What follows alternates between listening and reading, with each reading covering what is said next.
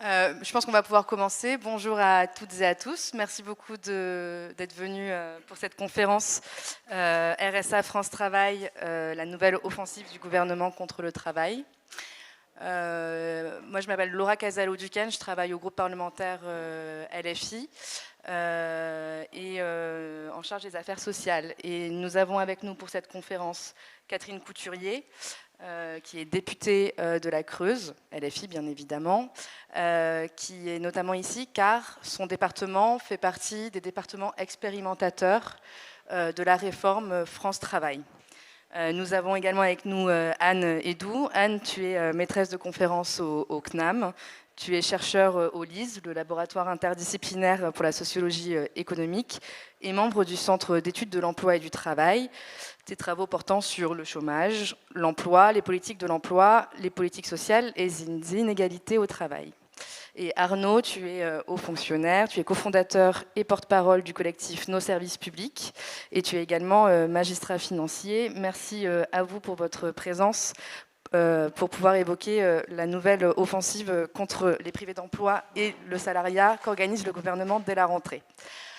Je vais juste dire un mot de présentation rapide. France Travail, c'est un texte qui a été déposé et qui est défendu par Olivier Dussopt, qui a déjà été examiné par le Sénat en juillet dernier et qui va arriver à l'Assemblée nationale en commission des affaires sociales dès le 18 septembre et être débattu dans l'hémicycle le 25 septembre. Il s'agit d'un texte qui vise à une refonte totale de notre service public de l'emploi, donc une réforme en profondeur de Pôle emploi qui serait nommée France Travail, mais aussi d'autres opérateurs de l'emploi comme les missions locales, les Cap Emploi, les acteurs locaux, et ainsi que le rôle des départements, puisque ce texte vise à unifier sous le même régime de sanctions et d'obligations l'ensemble des privés d'emploi, que ceux-ci soient demandeurs d'emploi, inscrits auprès de Pôle emploi, bénéficiant de l'assurance chômage ou non, que ceux-ci soient allocataires, des privés d'emploi qui soient allocataires du RSA, ou que ceux-ci soient des personnes en situation de handicap en recherche d'emploi. Ce projet de loi a vocation à mettre en place à terme les fameuses 15 à 20 heures de travail et d'activité obligatoires par semaine pour pouvoir bénéficier du RSA. Il y a eu quelques modifications qui ont été apportées par le Sénat et qui durcissent encore plus ce projet de loi qui est une régression totale. C'est qu'il a unifié ce cadre de sanctions, il inscrit dans la loi ces 15 à 20 heures, non seulement pour les personnes qui sont au RSA, mais également pour tous les demandeurs d'emploi. C'est-à-dire que c'est une régression totale, notamment sur la logique assurantielle de l'assurance chômage, puisqu'il faudrait désormais devoir travailler 15 à 20 heures pour pouvoir bénéficier de droits pour lesquels on a cotisé. Je vais tout de suite passer la parole à nos intervenants et en premier à Anne. Anne, si tu veux bien commencer. Ah oui, attendez, excusez-moi. Sur l'organisation de la conférence, on a prévu que chaque intervenant puisse parler du sujet pendant 15 minutes. Et ensuite, on vous propose 45 minutes de questions-réponses afin que nos intervenants puissent avoir le temps et le loisir de pouvoir répondre correctement à l'ensemble des questions. On vous propose de limiter le nombre de questions à 6.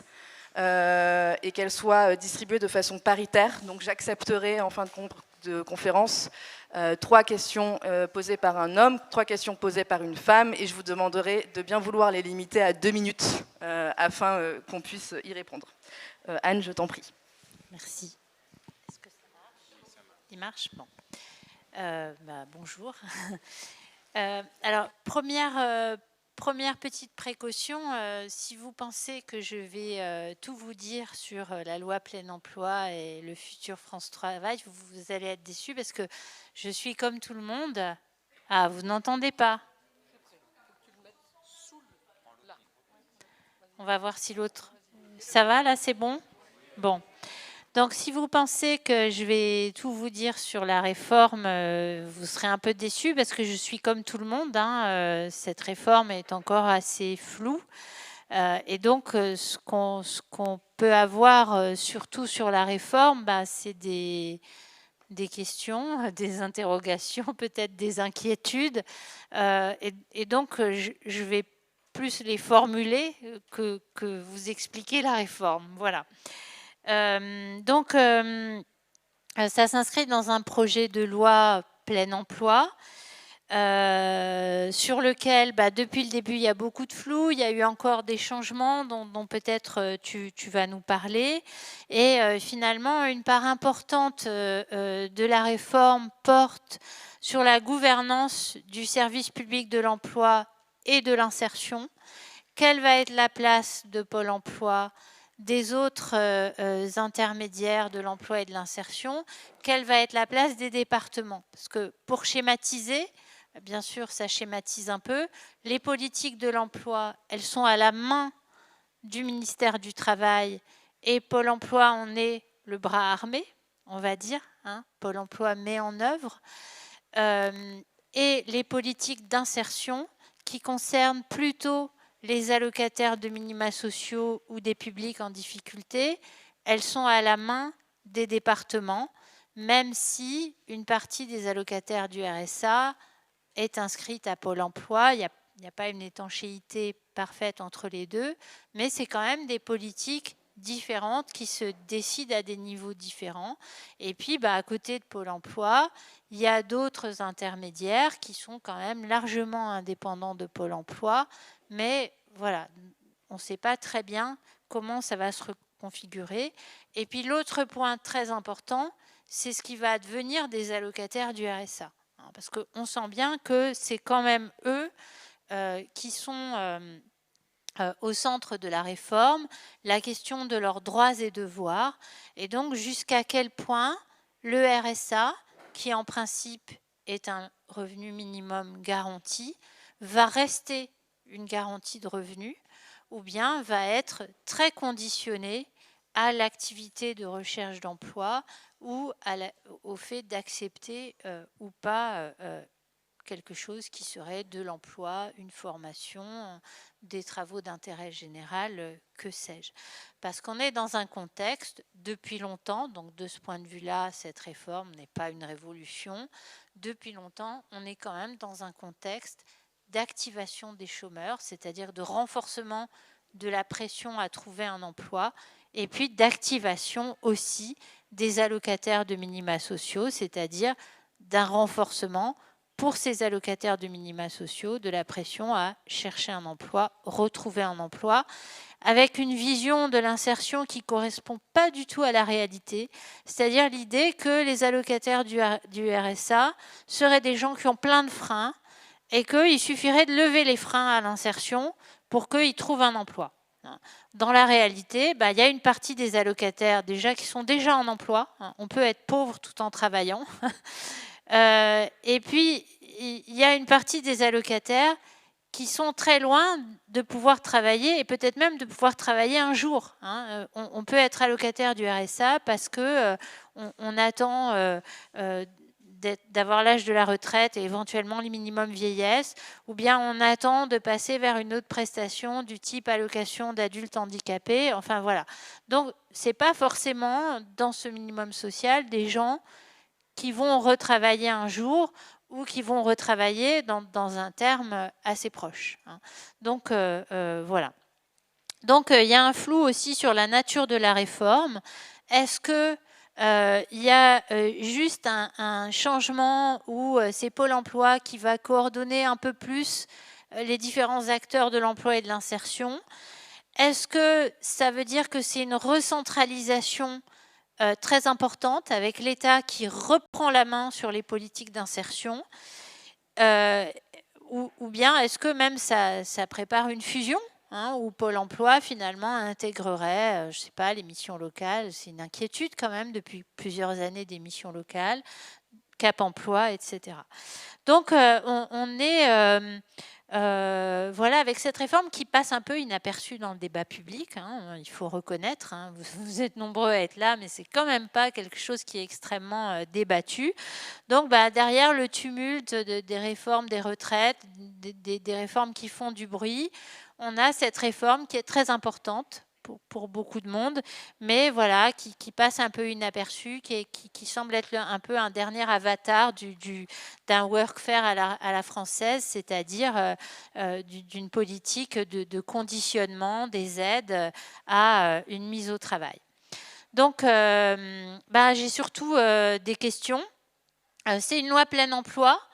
Donc, quel plein emploi, hein, voilà, quel plein emploi. On est dans la continuité de réforme du marché du travail, où l'idée des gouvernements successifs, hein, ce n'est pas le premier, celui-là, de droite, mais aussi de gauche, c'est qu'une série de réformes du marché du travail, de réformes néolibérales, devrait suffire à amener au plein emploi, donc flexibilisation des contrats de travail, avec un fleurissement de contrats précaires. Flexibilisation, ça veut dire aussi faciliter les ruptures du contrat de travail. Hein. Donc on a eu la rupture conditionnelle, les gouvernements successifs ne manquent pas d'invention, la rupture conditionnelle collective. Décentralisation des négociations, hein, avec l'idée que ça aussi, ça va introduire de la flexibilité et puis un peu moins de pouvoir des partenaires sociaux, baisse du coût du travail, et puis le dernier élément très important, c'est l'activation des chômeurs et des allocataires de minima sociaux, et puis ce qui les accompagne, c'est-à-dire des réformes du service public de l'emploi, qui est peut-être aussi de moins en moins public, mais toujours beaucoup à la main de l'État. Donc, cet objectif de plein emploi, on voit bien, ça fait quand même des décennies qu'on a des réformes du marché du travail. On n'est pas du tout au plein emploi. Il y a une baisse du chômage, mais qui s'explique plutôt par des raisons conjoncturelles que par la réussite, enfin, après 40 ans de réformes en matière d'emploi. On a plutôt des réformes qui vont contre l'emploi. C'était le titre d'une note qu'on avait écrite avec ma collègue Anne Freitel pour les économistes atterrés.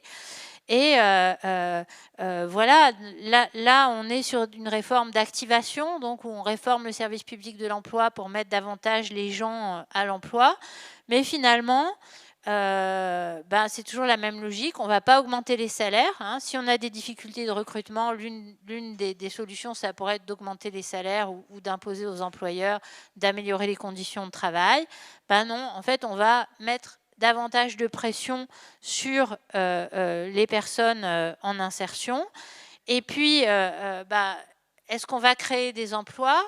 On n'a pas tellement l'impression que, mais le budget n'est pas encore décidé, on n'a pas tellement l'impression qu'on va avoir un budget qui va prévoir des créations massives d'emplois pour que les intermédiaires de l'emploi puissent les proposer aux chômeurs et aux allocataires de minima sociaux, et puis surtout des emplois qui leur correspondent. Donc voilà, les instruments de cette réforme plein emploi, c'est l'activation, c'est la réforme du service public de l'emploi, c'est le contrôle, c'est la sanction. Deuxième question, quel parcours, quel accompagnement pour les chômeurs et pourquoi faire ? Parce que l'un des aspects de la réforme dit que tous les allocataires du RSA devront être inscrits à Pôle emploi. Il faut savoir qu'aujourd'hui, on a quand même déjà 40% d'inscrits, que si on enlève le RSA majoré, c'est-à-dire pour l'essentiel des mères de familles monoparentales, c'est 45% des allocataires du RSA qui sont déjà inscrits à Pôle emploi. Peut-être que en fait, tous ceux qui peuvent travailler immédiatement sont déjà inscrits. Hein. Dans ceux qui ne sont pas inscrits, probablement que beaucoup ne sont pas en situation de travailler tout de suite. Qu'est-ce qui va se passer pour les autres ? En théorie, les parcours d'accompagnement socio-professionnel ou les parcours d'accompagnement sociaux des départements continueront à exister. Faut-il vraiment demander aux gens de venir s'inscrire à Pôle emploi pour être réorientés vers ces parcours ? C'est difficile de comprendre la raison. Il y a un autre problème, là, le gouvernement annonce qu'il va devoir investir dans l'informatique pour des raisons de traitement des données. En fait, moi, je vous dis, ils vont avoir un problème sur le chiffre du chômage. Si tout le monde s'inscrit à Pôle emploi, ça va faire monter le chiffre du chômage. Donc, il va falloir réfléchir à comment on reconstruit la statistique du chômage pour qu'il n'y ait pas une rupture introduite par la réforme. Je ne sais pas quelle va être la solution. Et puis, donc, si ces allocataires du RSA vont s'inscrire à Pôle emploi, est-ce qu'ils vont être des chômeurs à part ou des chômeurs à part entière, hein, c'est-à-dire qui sont dans les parcours standards des demandeurs d'emploi inscrits à Pôle emploi? Il faut savoir que les conseillères à l'emploi de Pôle emploi raisonnent en termes de droit commun. Les demandeurs d'emploi sont tous des demandeurs d'emploi comme les autres, hein. Donc voilà, quels vont être leurs motifs légitimes de refus d'emploi? Voilà, ça veut dire que les minima sociaux, ça va devenir une indemnisation du chômage, même si ça reste géré par la CAF. Et puis, du coup, c'est aussi quelque chose qui interroge, hein. Par exemple, les demandeurs d'emploi qui sont à l'allocation spécifique de solidarité, qui est aussi un minimum social, ils ont des droits à la retraite. Quand on est au RSA, on n'accumule pas de droits à la retraite.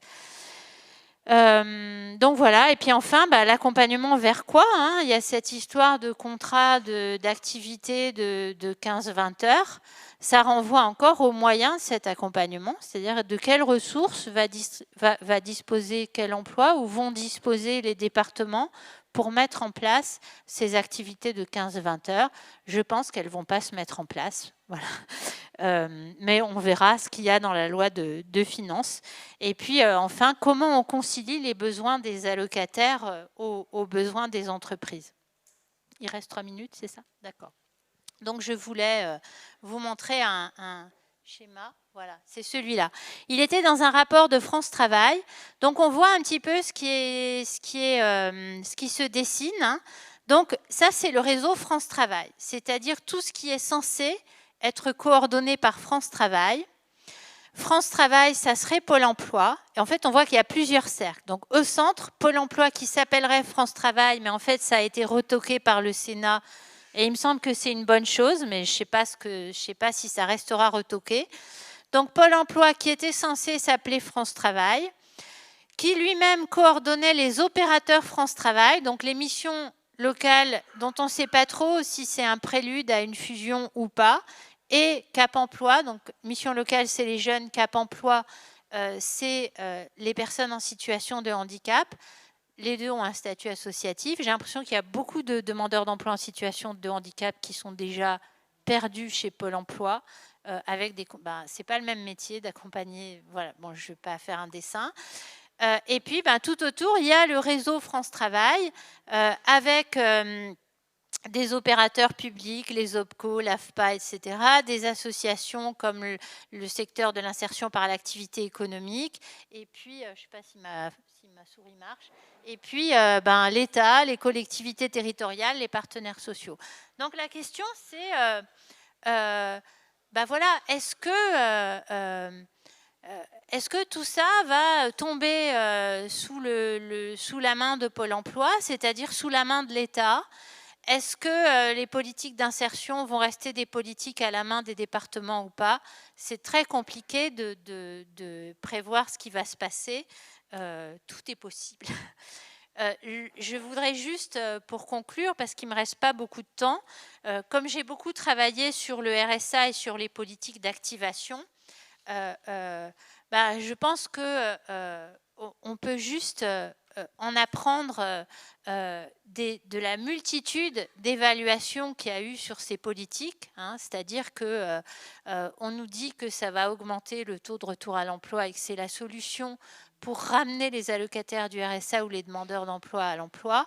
En fait, on a des décennies d'évaluation de ce type de politique qui montrent que ça a des effets mitigés sur l'insertion, hein. Il y a des parcours, notamment pour des allocataires de minima sociaux, d'enfermement dans les politiques d'insertion, c'est-à-dire où finalement, éventuellement, on va d'un dispositif à un autre, mais on n'accède jamais vraiment à un emploi qui permet de se tirer d'affaire.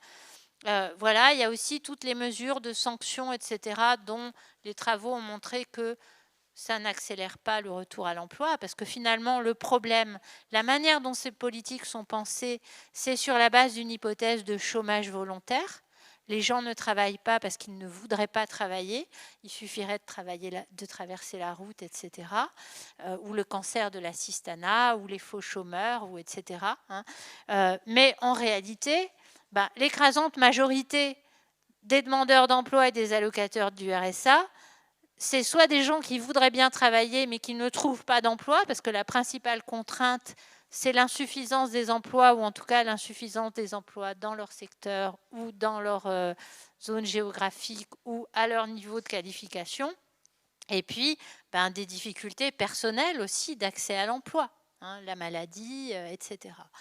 Et donc, voilà, on ne peut pas attendre d'une politique de sanction, d'une politique de renforcement de la pression sur ces personnes, qu'elle les ramène à l'emploi, sauf à imaginer que le plein emploi, ça soit les radiations. C'est-à-dire si effectivement les gens disparaissent des listes des demandeurs d'emploi, ils ne seront plus comptabilisés comme chômeurs, en tout cas au sens de Pôle emploi ou de France Travail ou que sais-je, mais ils seront toujours dans la mouise. Voilà. Donc, voilà, c'est les questions que ça pose. Je m'arrête là, je suis trop longue. Et les questions, c'est pour après mes interventions. Après, vous répondrez après. On pensera à vous demander votre réponse. Bonjour à toutes et à tous. Je m'appelle Arnaud, Arnaud Bontemps. Je suis fonctionnaire et comme par définition je suis fonctionnaire, je ne suis pas concerné par le RSA. Je n'y ai jamais été, en tout cas j'aurais pu l'être avant. Il se trouve que ça n'est pas le cas.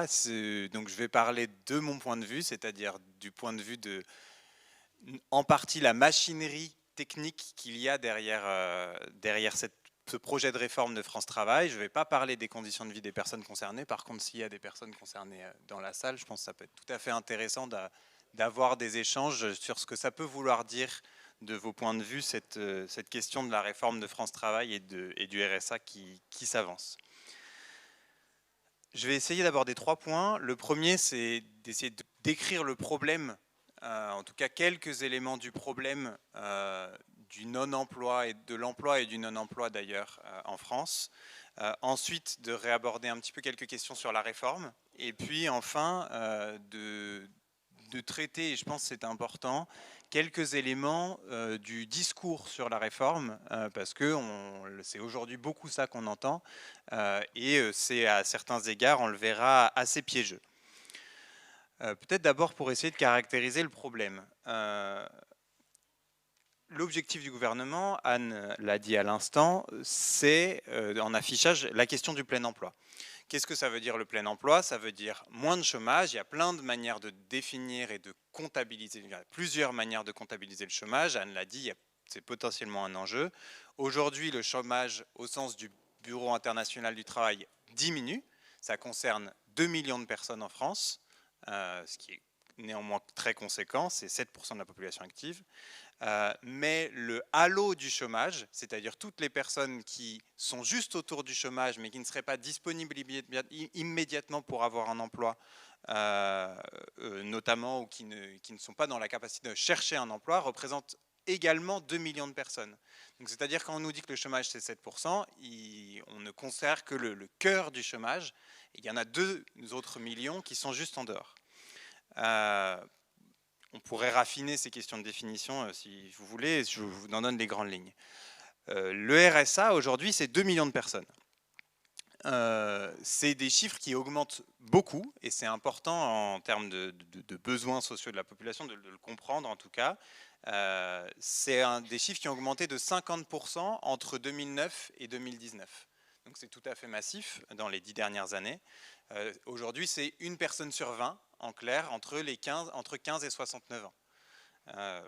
Voilà pour quelques ordres de grandeur pour vous donner une idée du problème. RSA, une personne sur 20 en âge actif.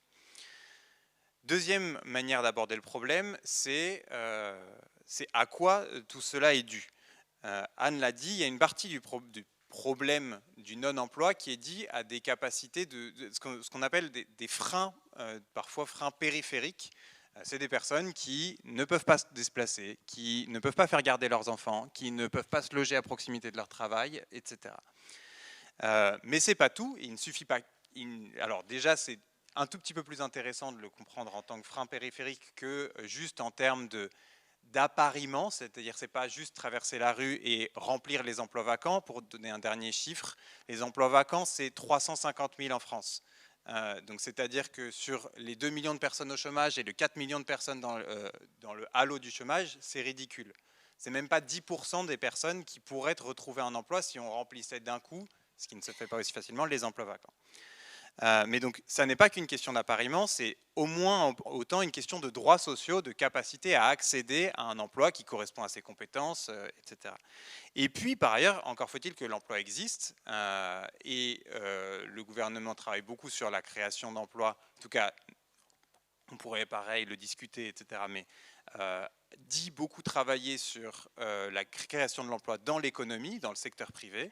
Il y a tout un domaine que je connais assez bien en tant que fonctionnaire, qui est l'emploi public, qui ne fait pas partie des postes de création d'emplois prioritaires pour le gouvernement, mais néanmoins dans lesquels les besoins sociaux sont assez massifs.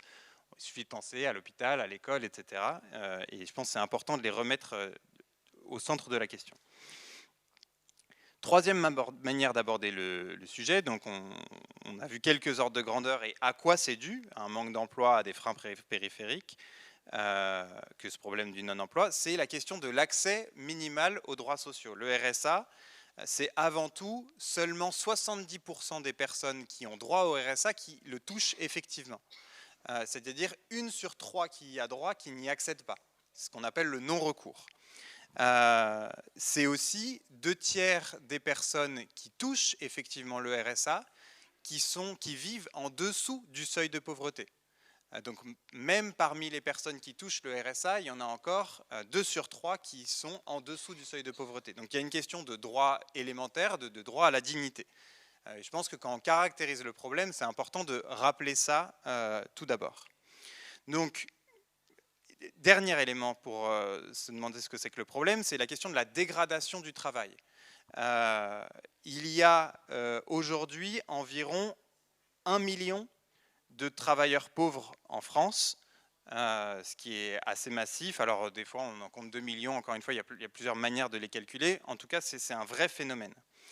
Il y a une augmentation des arrêts maladie assez massifs, c'est plus 50% entre 2015 et 2020 des dépenses liées aux arrêts maladie, parmi lesquels 1 tiers sont liés à des enjeux de santé mentale.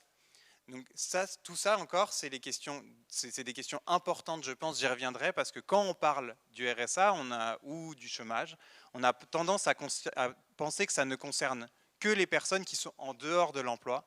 On va le voir, en réalité, ces questions de protection en dehors de l'emploi sont directement liées aux conditions de travail et même des conditions de négociation des personnes qui sont salariées et qui sont dans l'emploi. Et je pense que j'y reviendrai en 3e partie, dans les discours et les débats à venir, c'est extrêmement important de bien avoir en tête que c'est l'ensemble de la population dans l'emploi ou en dehors de l'emploi qui est concernée par cette réforme de l'assurance chômage et du RSA. Voilà un petit peu pour la caractérisation du problème. C'est un problème conséquent, c'est massif. Ça concerne des millions de personnes. Je vous disais 1 sur 20 pour le RSA. C'est une question de droits sociaux avant tout, mais également d'accès ou de création d'emploi, le tout dans un contexte de dégradation des conditions d'emploi. Deuxième point, c'est la réforme telle qu'on la connaît. Anne l'a un peu dit, c'est avant tout, je ne vais pas revenir très en détail là-dessus, une question de machinerie administrative. C'est objectivement le bazar. Il y a énormément d'opérateurs qui s'occupent de questions d'emploi. C'est les régions qui s'occupent de la formation professionnelle, c'est Pôle emploi qui s'occupe de l'accompagnement des chômeurs, mais pas de tous. Les allocataires du RSA dépendent plutôt des départements, mais pas de tous. Certains sont gérés par Pôle emploi. Certains sont accompagnés par les communes, bref. Et puis là-dedans, il y a les missions locales centrées sur les jeunes, Cap emploi qui est centré sur les personnes en situation de handicap. Bref, c'est pas la peine de comprendre tout ce que je viens de dire. Il faut juste s'imaginer que le schéma qu'a présenté Anne est qu'une extrême simplification d'une réalité extrêmement complexe. Ce qui est intéressant, une fois qu'on a dit ça, c'est de se demander comment est-ce que la réforme de France Travail projetée présente le problème. Je vous ai proposé une caractérisation du problème tel que je le voyais, une question de droits sociaux massive, d'accès à la dignité. Le gouvernement, par la réforme de France Travail et par le schéma qu'a montré Anne, considère le problème avant tout comme une question de machinerie administrative et de tuyautage. Et si on branchait les bons tuyaux ensemble, ça résoudrait le problème. Je pense que ça, c'est vraiment important à avoir en tête. Comment est-ce que tout ce branchement de tuyaux est prévu, notamment par une disposition que le rapport qu'a cité Anne de préfiguration de France Travail souhaiterait mettre en place, c'est l'inscription automatique de toute personne en dehors de l'emploi à Pôle emploi, donc futur France Travail. Il y aurait une inscription, aujourd'hui tous ne sont pas inscrits, certains demandeurs du RSA ne sont pas inscrits à Pôle emploi, demain tous, sans exception, y compris leurs conjoints, parce que le RSA est familialisé et son versement ou non dépend de votre situation, de la situation de votre conjointe ou de votre conjoint. Tout le monde serait inscrit à Pôle emploi. Tout le monde serait inscrit à Pôle emploi, d'une part. Deuxièmement, il y aurait un travail beaucoup plus étroit entre Pôle emploi, d'une part, et ce qui s'appelle aujourd'hui les missions locales sur les jeunes, et Cap emploi, qui s'occupe plus spécialement des travailleurs ou des personnes handicapées. Et donc, en clair, il y a un enjeu de partage de méthodes et de contractualisation. Donc, ce qui est intéressant, c'est que quand on raisonne en machinerie administrative, en oubliant les objectifs, on peut difficilement être en désaccord avec les objectifs. Tout le monde serait inscrit à Pôle emploi, on pourrait mieux suivre les gens. Il y aurait un travail plus étroit entre tous ces acteurs-là, un partage de méthodes, et tout ça formalisé par des contrats entre ces opérateurs. C'est ce que, je ne sais plus si tu as employé le mot Anne, mais sinon ça va apparaître dans le débat, on peut appeler une recentralisation assez importante du traitement du non-emploi en France. En réalité, et donc voilà en clair pour le projet de réforme en quelques mots. Pardon, je vais essayer d'être plus concret. Le problème avec le discours sur la recentralisation, c'est que ça ne parle qu'aux techniciens administratifs. C'est que, en clair, tout le monde s'en fout de savoir si c'est Cap emploi, mission locale, France Travail ou le département qui s'occupe de trouver un travail ou d'accompagner les gens. Le risque, il est ailleurs. Le risque, il est dans l'application éventuelle des conditions de radiation aujourd'hui en place à Pôle emploi à l'ensemble des autres opérateurs, mission locale, département sur l'accompagnement du RSA, etc. Et donc ça, c'est le vrai risque et qui ne pourra être visible que dans la pratique de la réforme. Et donc c'est toute la difficulté d'une réforme, c'est qu'on sent venir ce risque de manière très massive. Néanmoins, il ne sera pas écrit dans le projet de loi, tout le monde va s'aligner sur les conditions de radiation de Pôle emploi et on va vous radier beaucoup plus rapidement. Ça, c'est toute la difficulté de la réforme et je pense que c'est important de le dire à ce stade où elle n'est pas encore en place. Dernier point, pardon, c'est du coup là-dedans, comment est-ce qu'on fait ou comment ça se passe en termes de discours. Le discours majoritaire au sein qu'on a entendu et le discours choc du gouvernement, c'est 15 à 20 heures d'activité obligatoire par semaine pour les allocataires du RSA. En général, les personnes qui ont entendu parler de la réforme de France Travail en ont parlé par ce biais-là. C'est une zone de risque très importante en termes de droits sociaux, puisque ça ouvre la voie de la remise en cause de l'inconditionnalité des droits sociaux. Le RSA, c'est un revenu minimal d'existence qui n'est aujourd'hui conditionné que par les revenus de votre conjoint, ou quasiment, par des questions de régularité du séjour et de nationalité également. Mais donc, c'est ouvrir la voie à une remise en cause de cette inconditionnalité du RSA, ou quasi-inconditionnalité. Première chose, est-ce que c'est applicable que ces 15 à 20 heures obligatoires par semaine? Je vais vous dire mon avis, ou mon opinion à la question, ça n'est pas possible. Ils ne le feront pas parce que personne ne sait donner 15 à 20 heures d'activité à 2 millions de personnes par semaine. Ça nécessiterait des moyens humains et financiers massifs qui seront probablement jamais budgétés.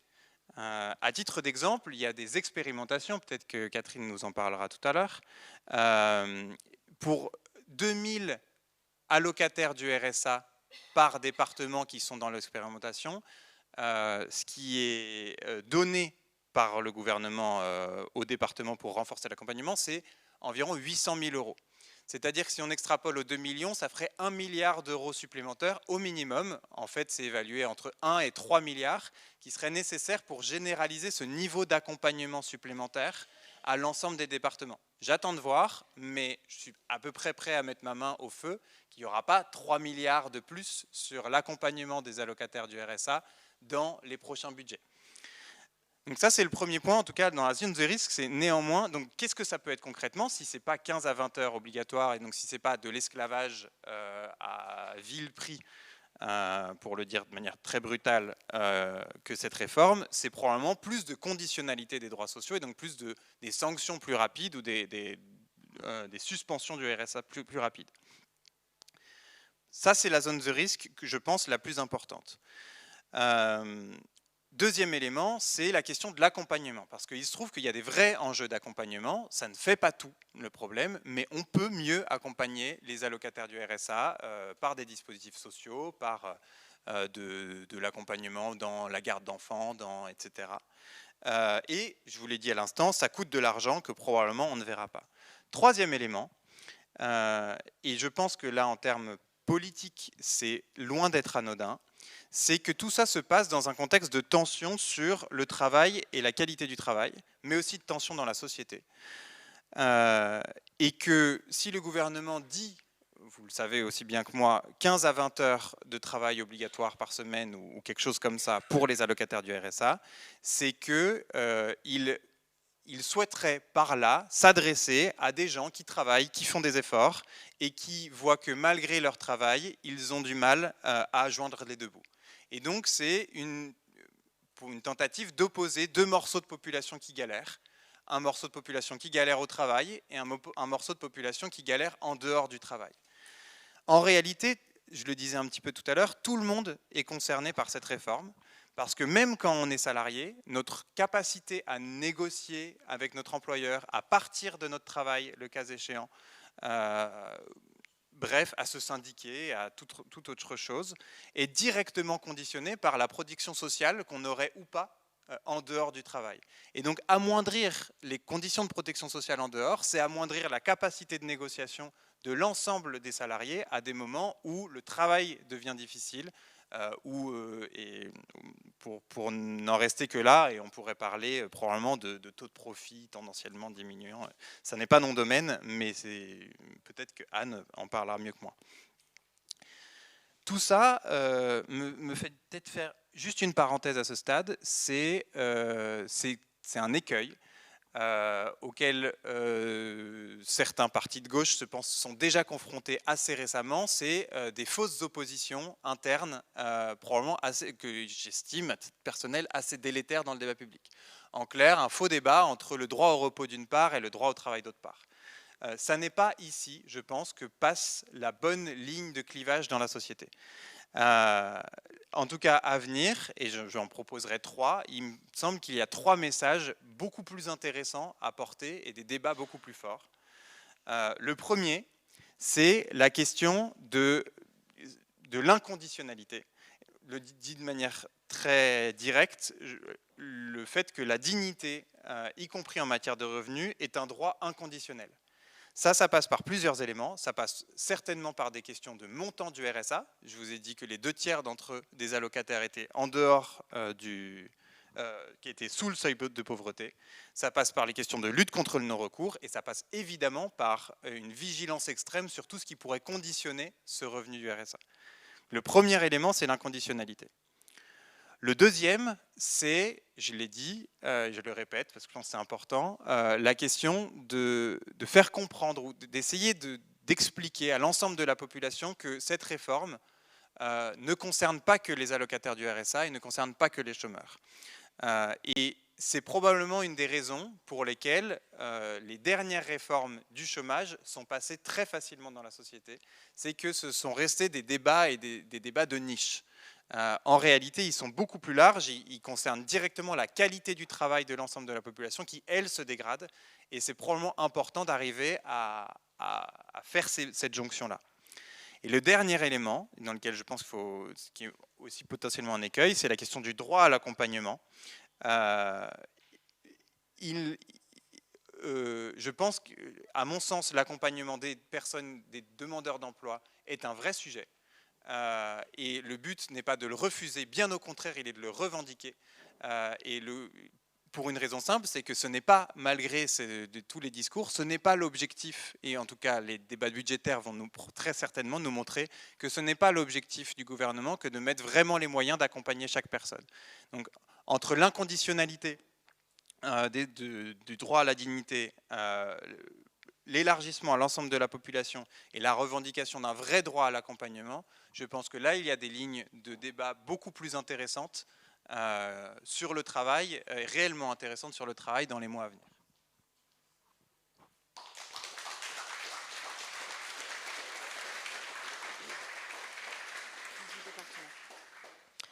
Merci à Anne et à Arnaud pour leur intervention. Vous avez compris que je participe à cette conférence au titre en tant que député de la Creuse, qui au départ était concerné par l'expérimentation donc du RSA sous condition, avec 19 départements, mais 19 départements où il n'y a qu'une partie de territoire sur ces expérimentations. La Creuse est le seul territoire où c'est tout le département. Donc, je tiens quand même à dire que je salue la présence de Farida Amrani et de Daniel Simonet qui vont être les chefs de file sur ce projet de loi.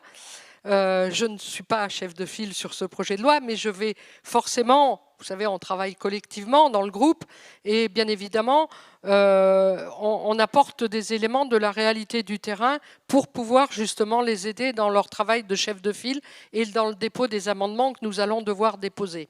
Et c'est donc, je vais me concentrer moi sur quelques éléments sur la réalité du terrain. Mais avant cela, je voudrais revenir sur à mon sens, sur cette projet d'expérimentation et maintenant projet de loi sur le plein emploi, qui va donc prendre en compte l'ensemble de la réalité des bénéficiaires du RSA et des demandeurs d'emploi.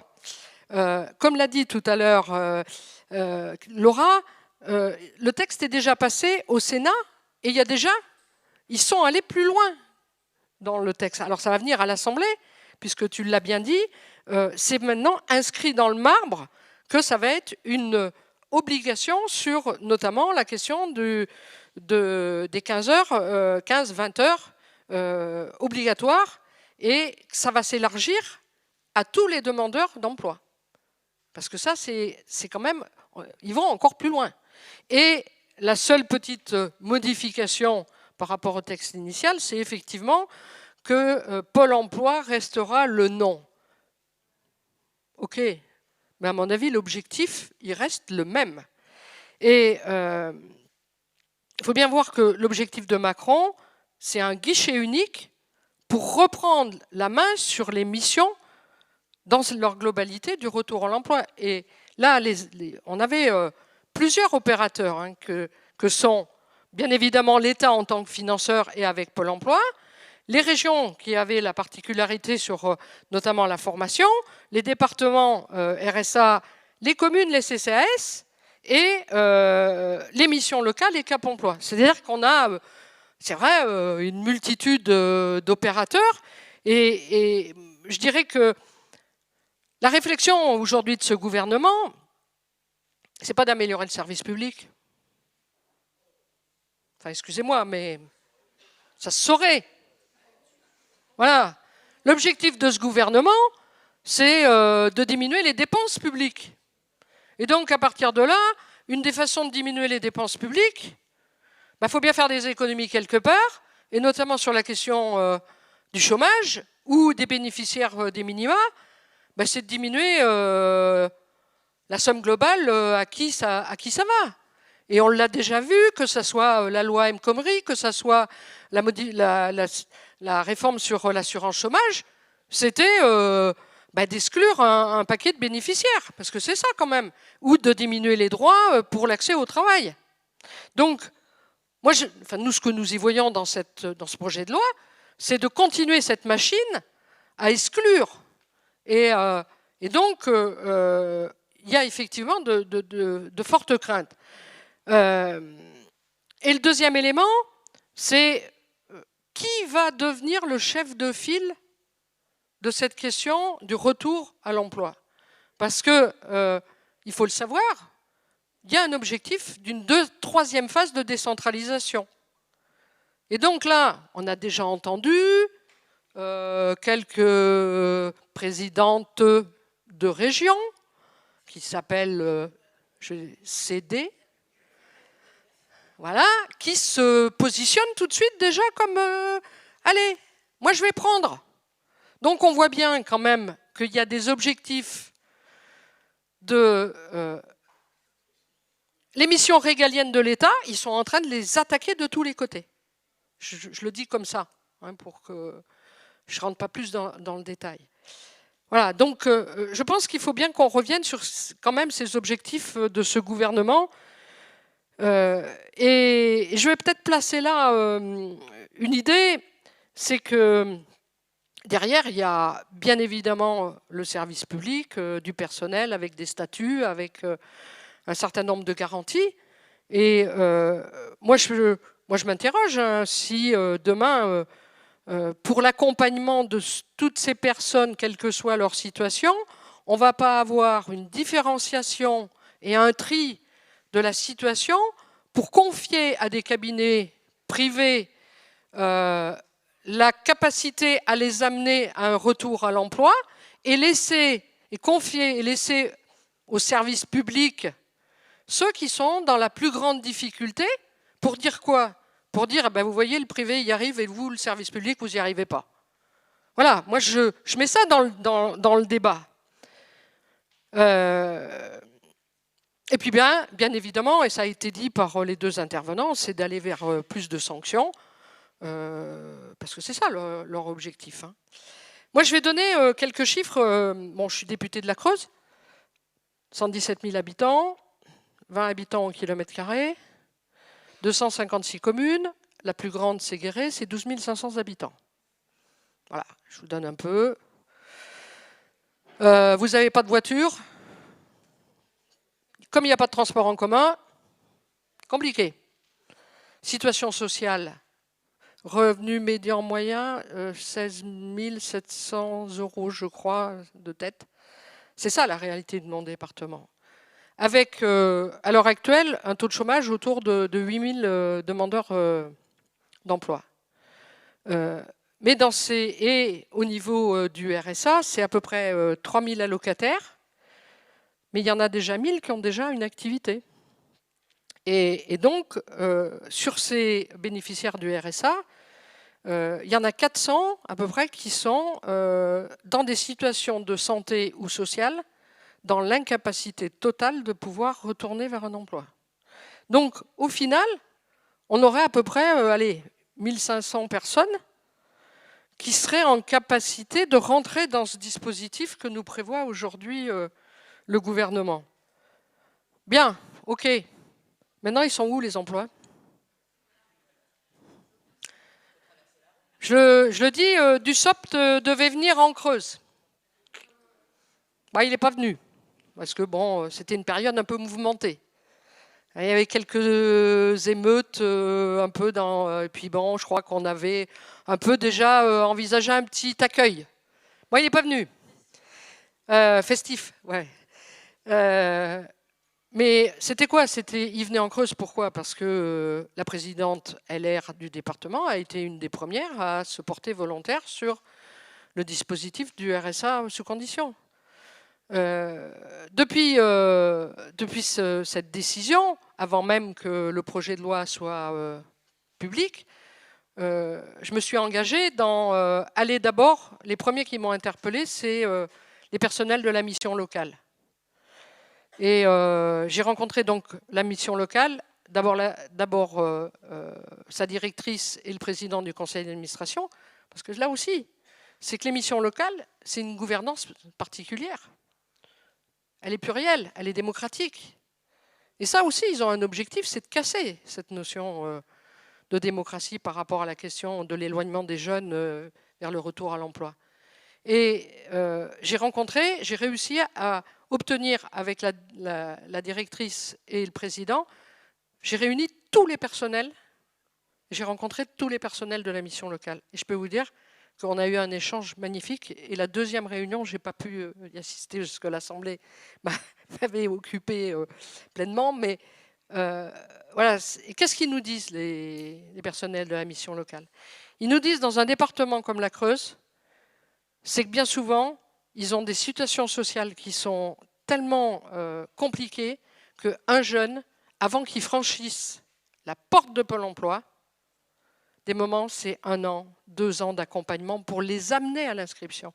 Donc vous voyez bien que là, déjà, sur les jeunes, si c'est un guichet unique, il faut d'abord être inscrit à Pôle emploi pour pouvoir bénéficier de mesures particulières d'accompagnement, notamment qu'apportaient les missions locales, eh bien, ils seront tout de suite exclus, ces jeunes. Alors, situation sociale, situation de santé, voilà. Et donc, là aussi, c'est déjà une façon de pouvoir un peu éliminer les choses et puis surtout remettre en cause le travail qui avait permis justement la création des missions locales. Et vous savez que les missions locales, d'un territoire à un autre, d'un département à un autre, c'est leur mission pour... C'est là aussi, il y a parfois une différence sur le contenu, je dirais, politique de ce que fait la mission locale. Donc, et puis, ils sont très, très inquiets sur leur devenir et qu'est-ce qu'on va leur confier comme charge. Parce que c'est ça, au niveau des missions locales. Cap emploi. Donc, Cap emploi, c'est les derniers que je n'ai pas pu visiter, mais là, enfin, rencontrer. Mais on sait qu'ils sont déjà, nous dans le département, Cap emploi est déjà dans Pôle emploi. Ils ont déjà organisé leur fonctionnement en étant déjà avec Pôle emploi. Donc j'ai rencontré la direction, j'ai fait la visite de Pôle emploi, j'ai rencontré tous les salariés sur le site. Et alors, bon... des moments, c'est un peu compliqué que les salariés donnent leur avis. Moi, j'y allais surtout pour avoir des chiffres, des éléments chiffrés de la situation. Je n'ai rien pu obtenir. Rien pu obtenir sur la réalité. Ils ne veulent pas. Ils m'ont dit, ah non, non, non, non, vous allez voir le département puisque c'est le département qui est pilote. Donc, qu'est-ce que j'ai fait? Je suis allé voir la présidente du département LR. Bah, vous imaginez bien qu'elle ne m'a pas donné les éléments. Hein. Voilà. De la vraie réalité et de comment ils envisageaient leur projet. Par contre, le seul élément que je sais, c'est qu'il y a eu une réorganisation dans le conseil départemental pour pouvoir s'inscrire dans ce dispositif. Et ce qui a bouleversé d'ailleurs les organisations du travail dans les espaces territoriaux et notamment des travailleurs sociaux. Et par contre, ils ont, pour s'inscrire, obtenu le financement de 20 postes. Alors, ils les appellent donc les conseillers d'insertion professionnelle. Voilà, il y en a, je crois, une quinzaine de recrutés pour l'instant. Le dispositif a démarré au mois de mars, février-mars, et ils ont commencé par 80 nouveaux bénéficiaires qui rentraient dans le RSA. Je vous donne le résultat. Alors, donc, leur objectif, c'est un peu de formation, de faire un peu de bilan santé. Et leur objectif en termes d'obligation et de retour à l'emploi, il y a eu une personne qui a obtenu 15 heures, vous savez où? À la banque alimentaire. Voilà. Donc, c'est quand tu es dans la galère, tu vas aller, toi, dans un lieu où tu es face à des gens qui sont aussi dans la galère. Et la présidente du conseil départemental, dans leur objectif, notamment ce qu'elle m'a cité comme possibilité de placer donc, pour le contrat, c'était notamment le monde associatif. On est dans un département où il y a énormément d'associations. Il y a un réseau très important, milieu rural. Les gens, quand même, ont besoin de se retrouver. Il y a une vie associative très forte. Il y a beaucoup de tiers-lieux. Il y a un réseau entre tiers-lieux.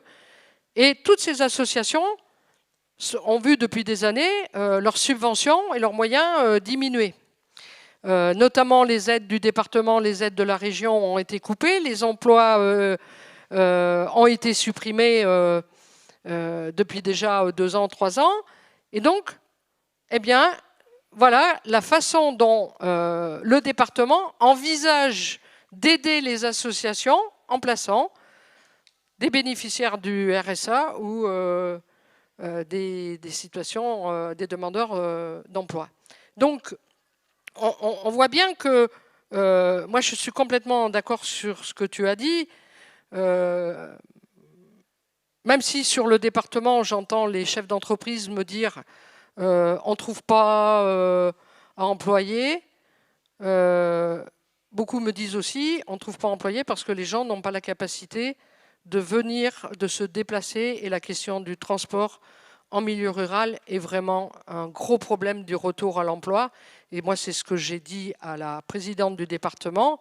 C'est notamment, donc j'ai dépassé mon temps, c'est d'abord de répondre à le retour des services publics, et la présence des services publics me semble indispensable, que ce soit en matière d'école, de santé, de transport. Je crois que c'est l'élément le plus important. J'arrête là.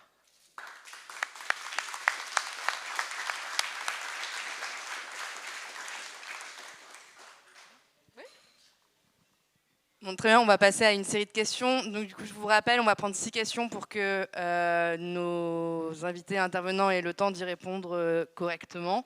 Je vais prendre 6 questions de façon paritaire. Je vais vous demander de bien vouloir limiter votre temps de questions, même si c'est un sujet très intéressant et je ne doute pas que vous avez des partages d'expérience peut-être à nous partager. Donc, même dans ces conditions, je vous demanderai de bien respecter un temps de 2 minutes pour poser vos questions. Voilà. Oui, du coup, je vais vous donner le micro. Oui, donc je m'appelle Alain, je suis du département voisin de la Creuse, du Puy-de-Dôme, et nous sommes dans une situation un peu particulière, puisque dans le Puy-de-Dôme, nous suivons à la fois les comités de liaison de Pôle emploi, mais également nous suivons le dispositif RSA, et ce depuis 12 ans. Donc nous avons une expérience quand même assez conséquente en la matière. Et donc, nous voyons comment ça évolue. Et effectivement, ah oui, bon, ben t'es pas dans, oui, d'accord. Oui, nous voyons finalement comment ça évolue, et effectivement, les réformes de l'assurance chômage ont abouti à un afflux d'allocataires dans le système du RSA, puisque la durée a diminué, le montant a diminué, donc là, ça commence à devenir critique. Et nous venons de subir en plus un changement de majorité au niveau du conseil départemental. Nous sommes dans la même tendance que Madame la députée, là, aujourd'hui. Et bien sûr, le but essentiel, c'est de faire des économies, parce que en réalité, c'est ça. Hein. Et voilà, donc depuis le début de l'année 2022, là où sont entrées en vigueur les modifications des dispositifs internes au département, il y a à peu près 2500 personnes qui ont eu leur RSA diminué, voire complètement supprimé. Donc, je ne sais pas si vous voyez l'impact que ça représente. Et alors, il y avait une autre question par rapport aux chiffres du chômage. On a beaucoup travaillé sur ces éléments-là. Et je crois que vous êtes un peu optimiste par rapport aux chiffres, parce que fin 2022, alors que le taux de chômage officiel, c'est-à-dire selon le Bureau international du travail, est de 7,2%, nous avons calculé, nous, à l'aide justement des stats de Pôle emploi, que le véritable taux de chômage était plus proche de 20%. C'est la réalité, hein. Oui, donc avec un taux de 20%, on ne peut pas parler de plein emploi. C'est quand même un peu fort de café, quoi. Voilà, donc si vous voulez, on a fait des travaux assez approfondis sur le sujet. Si ça intéresse des gens, on peut les mettre à leur disposition. Alors, la question, je n'ai pas de question parce que je connais assez bien le dossier. Et bon, je suis globalement d'accord avec tout ce qui a été dit. Hein.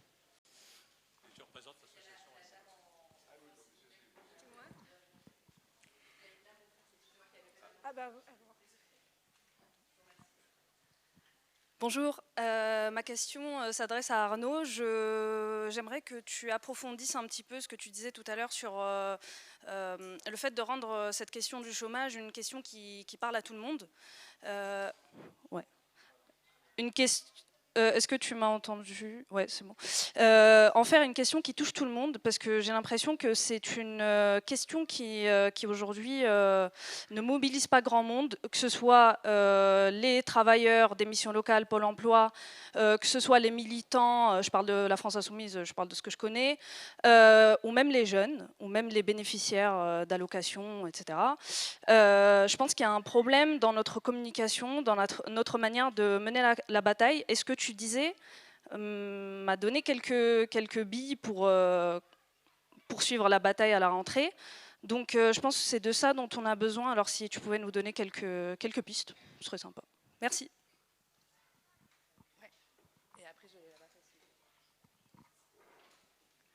Je me lève aussi. Bonjour. Moi, j'ai 2 questions concernant le RSA. Donc, par rapport au RSA, quelles pourraient être nos propositions par rapport au non-recours? 30% de personnes qui auraient droit au RSA et qui ne le demandent pas, qu'est-ce qu'on peut faire pour que ces personnes-là aient droit à ce revenu?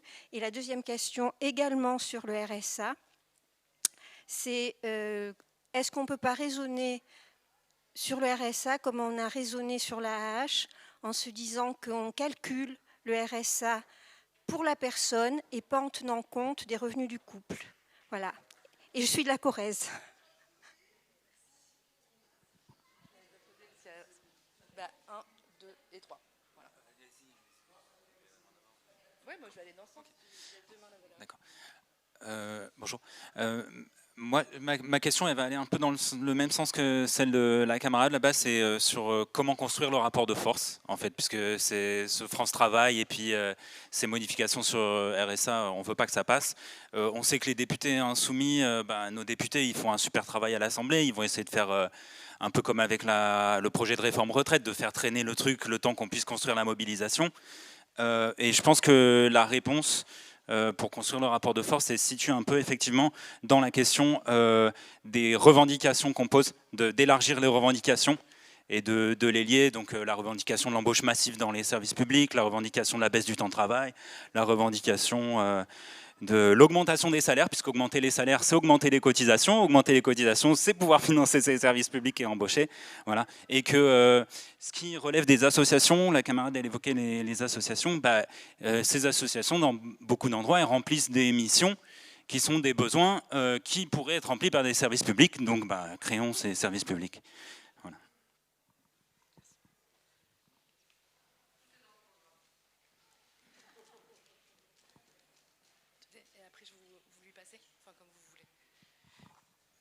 Merci. Vous m'entendez là, c'est bon?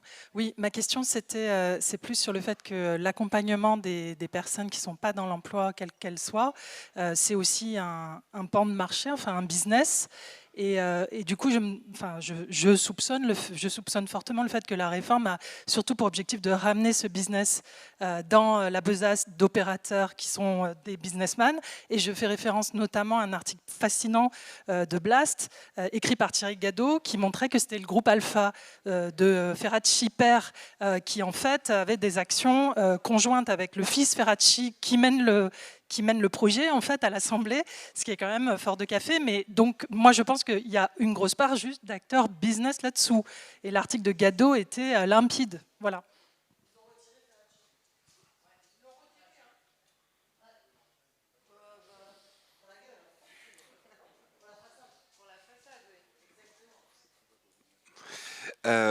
Bonjour, merci pour vos interventions. Moi, je voulais vous poser une question par rapport au programme Territoire Zéro Chômeur de longue durée, un dispositif qui du coup a été créé depuis un petit moment et qui, je trouve, a plutôt porté ses fruits et qui va directement du coup à l'opposé de ce que propose du coup cette future loi France Travail. Vous parliez sur le fait qu'on va essayer de recentraliser cette question alors que le programme Territoire Zéro Chômeur visait justement la décentralisation pour prendre cette question-là au plus près des les territoires. Du coup, je voulais savoir si déjà dans le projet de loi du gouvernement, ils avaient mentionné au moins ce programme dans l'étude d'impact, ou au moins fait une évaluation de ce qu'il avait pu être. Et je voulais savoir si vous sentiez cette nouvelle loi, que personnellement, moi, je pense être une mesure électorale, quoi, juste pour contenter une partie de leur électorat et absolument pas pour résoudre une problématique de l'emploi.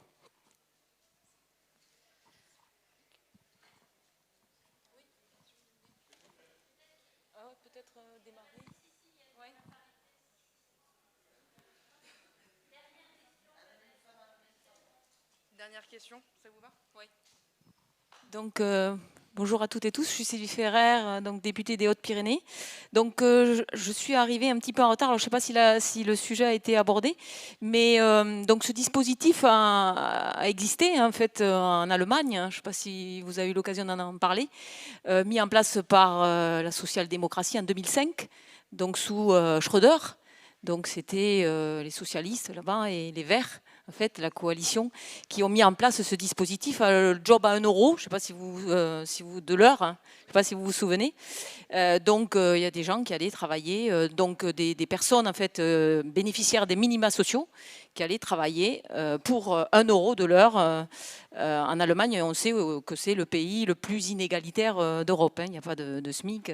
Voilà. Donc je voulais poser la question, savoir, parce qu'en fait il y a eu des retours quand même de cette expérience, et ça n'a pas fonctionné, parce que c'est censé, l'objectif en France, c'est censé être la réinsertion des bénéficiaires donc du RSA. Donc à voir, est-ce qu'il y a eu une étude d'impact venant d'Allemagne de ce dispositif mis en place pour démontrer en fait que ça n'a pas fonctionné et que les gens n'ont pas retrouvé d'emploi pérenne à la suite de ces jobs à 1 euro de l'heure. Voilà. Et qui est plutôt une exploitation qui s'est avérée être une exploitation et notamment des femmes, et qui n'ont pas permis de réinsérer correctement les travailleurs. Voilà.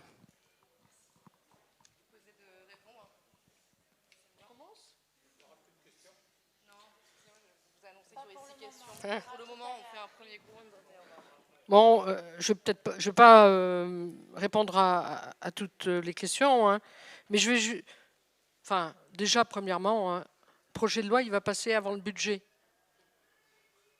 Donc déjà, l'objectif, en fin de compte, on sait que dans le budget, là, on va avoir un budget crac, hein, c'est-à-dire que c'est beaucoup moins de moyens. Et donc, je partage complètement les expériences zéro chômeur sur le territoire zéro chômeur. Il y avait des expériences très intéressantes. Peut-être justement trop intéressantes, parce que ça, c'était efficace. Voilà, donc on sent bien que leur objectif, ce n'est pas celui-là. Je voudrais revenir sur les deux questions, un peu sur la question de comment on crée le rapport de force et comment on emmène... moi, j'ai envie de simplement répondre. Vous avez bien compris que la présentation, ça s'inscrit dans une politique globale de ce gouvernement et que nous, au contraire, on porte un projet de rupture où on remet au centre l'humain et les moyens, l'égalité sociale et la répartition, une autre répartition des richesses. Hein, voilà, je crois que c'est ça le plus important. Et la marche du 23 porte aussi, même si, bien sûr, les questions de justice et des violences va être au cœur de cette marche, mais c'est aussi les questions sociales qui sont portées. Et donc, il faut qu'on inscrive.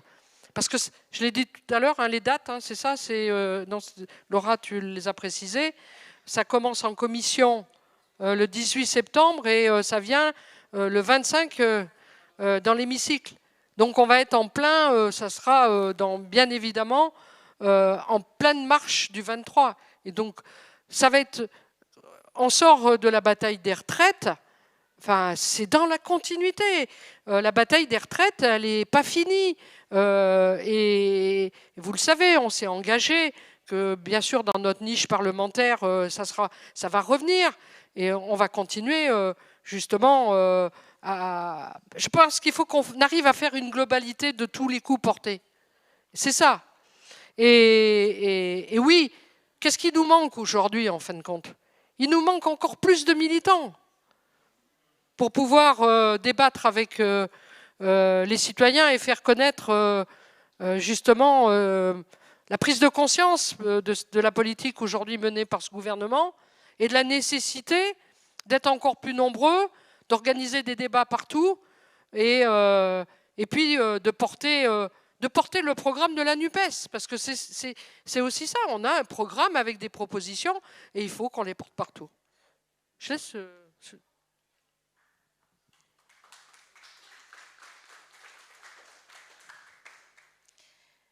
Alors, je vais prendre les quelques questions sur lesquelles je peux me prononcer. Sur la question du non-recours, qu'est-ce qu'on peut faire pour lutter contre le non-recours?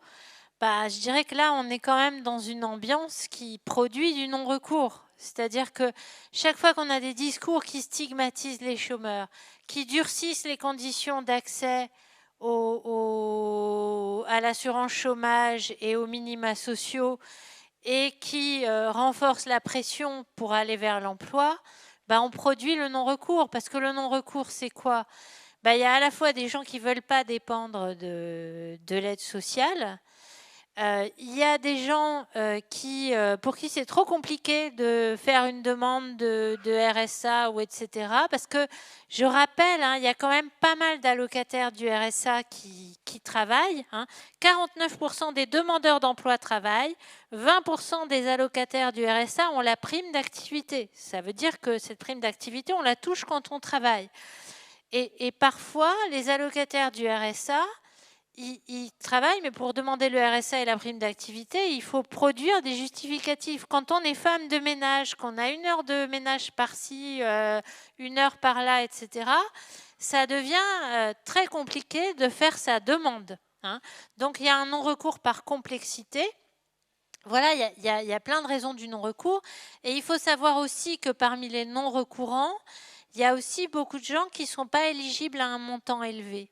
Et quand on a un petit montant du RSA, et que parfois, parce que la prime d'activité, etc., ça amplifie les variations de revenus. Des gens qui travaillent un peu, qui alternent des petites périodes avec et sans travail, ils touchent leur RSA, et puis après, ils doivent rembourser des indus. Et en fait, ils ne peuvent pas les rembourser parce que c'est des gens, ils n'ont pas d'argent, ils dépensent tous leurs revenus. Et donc, parfois, c'est tellement compliqué qu'ils ne vont pas faire la démarche pour percevoir un petit montant et se mettre ensuite dans la mouise parce qu'ils devront rembourser. Donc voilà, il y a plein de raisons de non-recours, mais en tout cas, plus on leur complique la vie, et moins ils vont y recourir. Donc ça, c'est déjà la première chose. La question des services publics et du rôle des associations.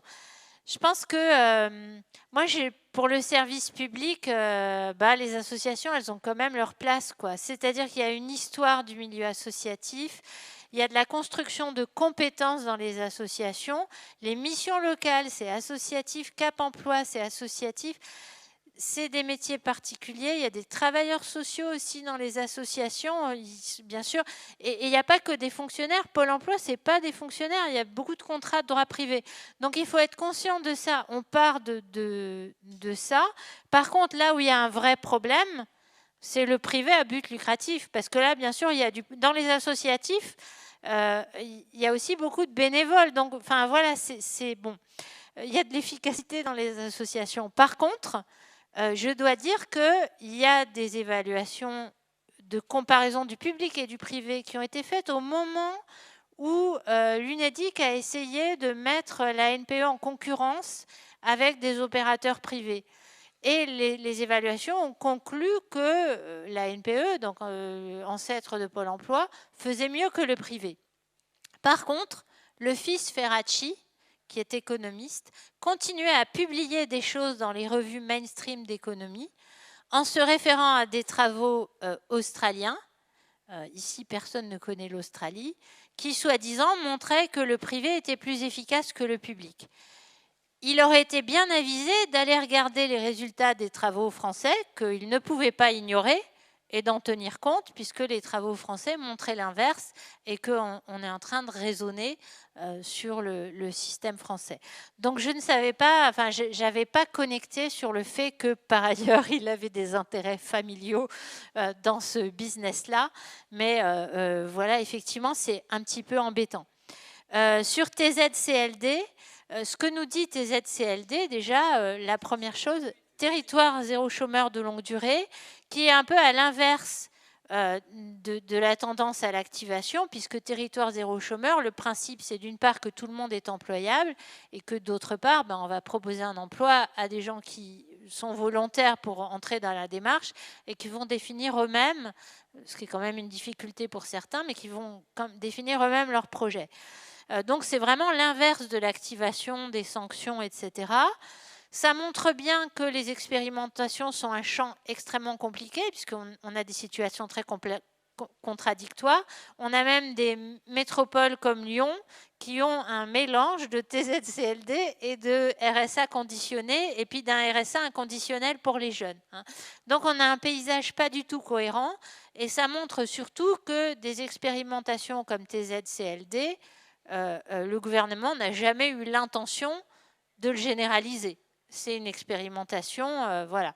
Les évaluations sont plutôt positives, mais on reste quand même sur de la micro-expérimentation qui n'a pas tout à fait démontré qu'on pouvait utiliser l'argent de l'indemnisation du chômage pour financer l'emploi. Il faut des dépenses publiques, il faut les prévoir, et pour l'instant, ce n'est pas prévu.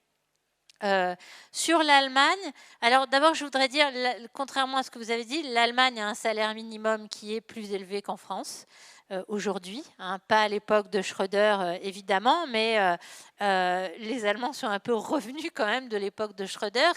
On doit rappeler qu'il a coupé son parti pour longtemps des électeurs, comme la loi travail pour le Parti socialiste. Voilà.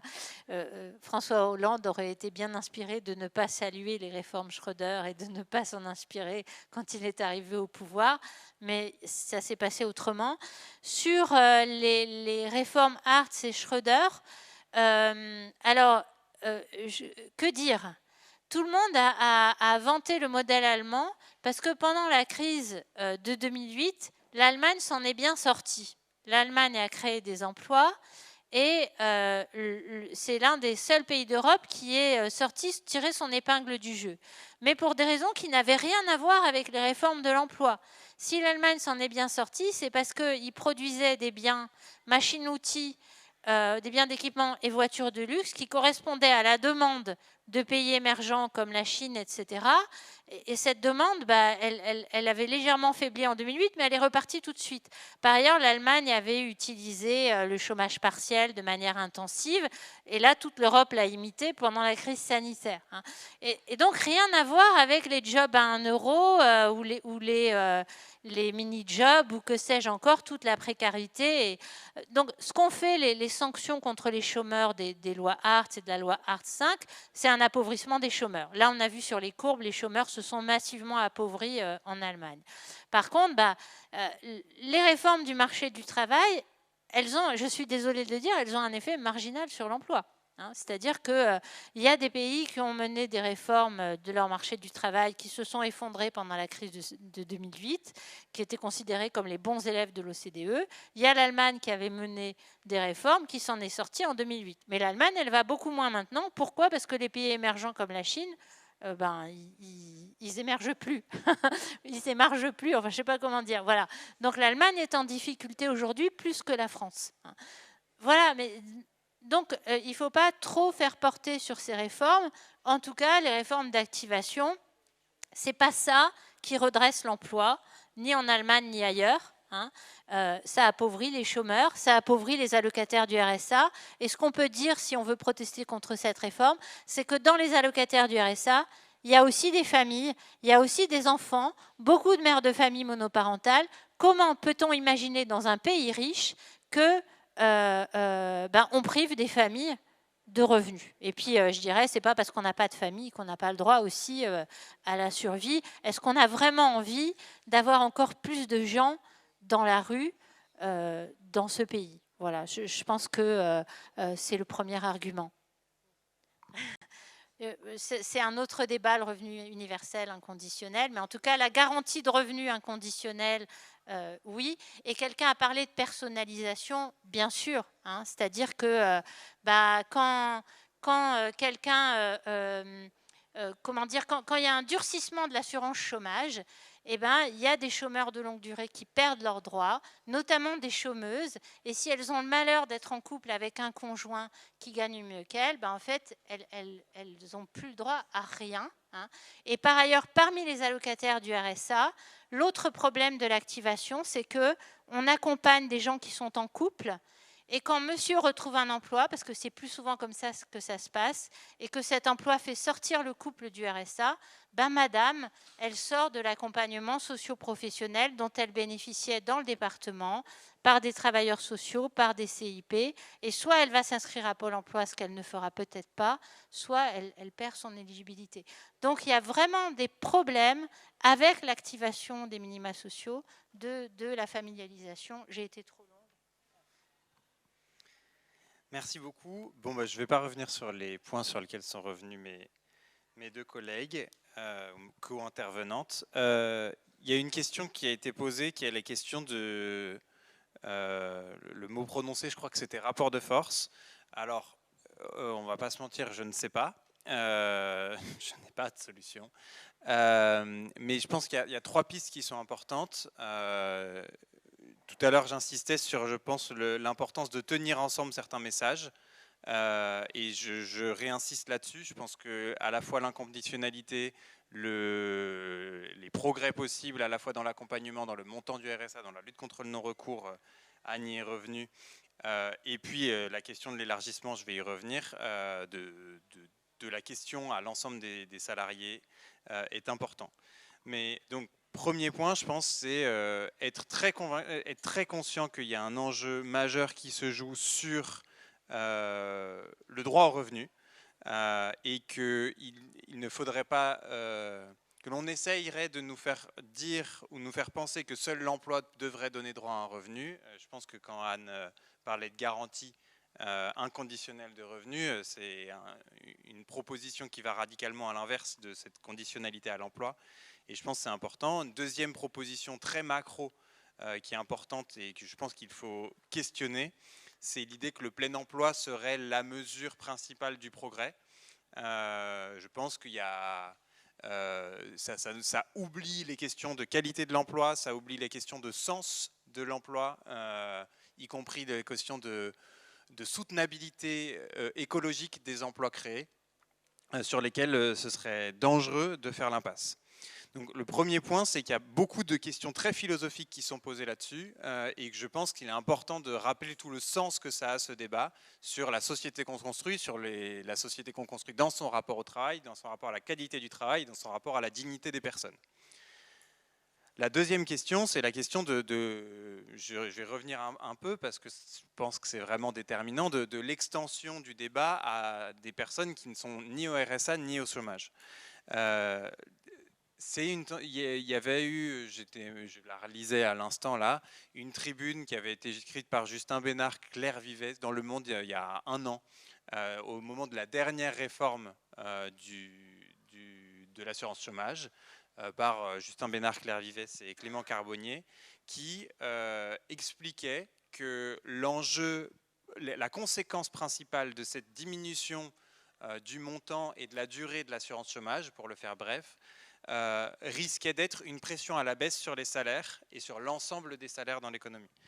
Elle s'appuyait justement sur des résultats qui avaient été publiés sur les réformes Hartz en Allemagne en 2005, qui montraient qu'il y avait une baisse de 9% des salaires entre 2003 et 2008, des bas salaires, et une baisse globale, une baisse moyenne du pouvoir d'achat, une baisse du pouvoir d'achat du salaire médian, et une hausse de la pauvreté, alors même que l'Allemagne connaissait une période de croissance. Donc c'est important de pouvoir montrer que non seulement il n'y a pas d'impact sur l'emploi de ces réformes du marché du travail, mais en revanche il y a un impact sur les salaires, et donc sur les salaires des personnes qui sont déjà en poste dans l'économie, et que en tout cas les exemples d'Allemands nous mettent de sérieux doutes sur ces questions-là, et donc dans une période d'inflation c'est d'autant plus important. Le dernier point, donc ne rien lâcher sur les questions de principe, faire étendre au maximum la question à l'ensemble de la société. Et le dernier point, je le disais, c'est que tout ne sera probablement pas réglé dans la loi et que ce sera derrière dans les conditions d'accompagnement qui seront définies dans les conditions générales d'utilisation de France Travail, si je peux dire ça comme ça, qu'il y aura dans les manières de travailler des agents, qu'il y aura de vrais débats à avoir. Et c'est probablement des débats qui auront lieu au niveau local et qui auront lieu au quotidien avec les agents publics, avec les associations concernées, dont certaines font un travail exceptionnel d'accompagnement des chômeurs. Je pense notamment à ATD Carmonte ou des personnes en situation de pauvreté, mais aussi beaucoup d'autres, et qui luttent contre la stigmatisation des personnes pauvres. Et je pense qu'il y a un vrai enjeu à construire ces liens-là. Avec le collectif que je représente, qui s'appelle Nos Services Publics, on a mené une enquête il y a 2 ans sur le sens au travail des agents publics, pas que des fonctionnaires, des contractuels, des agents de tous les services publics. La première leçon qu'on apprenait de ce travail, c'était que les problèmes relevés par les agents publics, c'était en partie des problèmes de questions de salaire et de conditions de travail, mais ce n'étaient pas les problèmes prioritaires. Les problèmes prioritaires, c'était le sens de leur mission et leur capacité à accompagner correctement les publics qu'ils vont faire. Avec cette réforme de France Travail, le risque majeur là-dessus, c'est de leur fixer des objectifs inatteignables en ne leur donnant pas les moyens d'accomplir leur mission et donc de mettre, d'une part, et d'autre part, de transformer fondamentalement le sens de leur mission s'il va beaucoup plus vers la sanction que vers l'accompagnement des gens. Et donc il y aura une mise en tension des travailleurs de l'ensemble de Pôle emploi, des missions locales de Cap emploi, et c'est ça que montrait notre étude, c'est que les problèmes que dénoncent les agents publics sont les mêmes que ceux que rencontrent en face les allocataires, en l'occurrence les allocataires du RSA, les usagers des services publics. C'est de casser cette opposition entre les usagers relous d'une part et les fonctionnaires fainéants d'autre part, ou les agents publics fainéants, et en réalité il y a une communauté de vision en général des services publics dès qu'on parle du concret du métier, qui je pense est extrêmement et complètement salutaire dans la manière de construire des revendications au niveau local. Et je pense que c'est probablement une des pistes les plus intéressantes pour cet enjeu, cette réforme de France Travail dans l'immédiat, et probablement les enjeux à venir sur les services publics.